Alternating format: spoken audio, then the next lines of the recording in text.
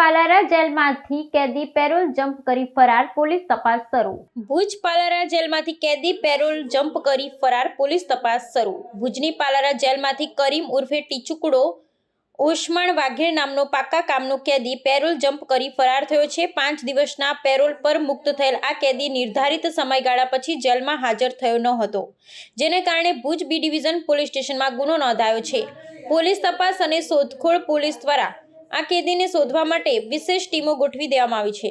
Jail પ્રશાસન ને સ્થાનિક પોલીસ સીસીટીવી ફૂટેજ અને અન્ય પુરાવાઓના આધારે કેદીનો પથવિચર શોધી રહી છે. આ કેસ જેલ સુરક્ષા વ્યવસ્થાની ખામીઓને પણ ઉજાગર કરે છે. જેલ સુરક્ષા અને ભવિષ્યની વ્યવસ્થાઓ પાલાર જેલ અગાઉ પણ સુરક્ષા મુદ્દાઓને લઈ ચર્ચામાં રહી છે. જેલમાં મોબાઈલ ફોન અને અન્ય ઇલેક્ટ્રોનિક ઉપકરણો મળી આવવાના કિસ્સાઓ પણ સામે આવ્યા હતા.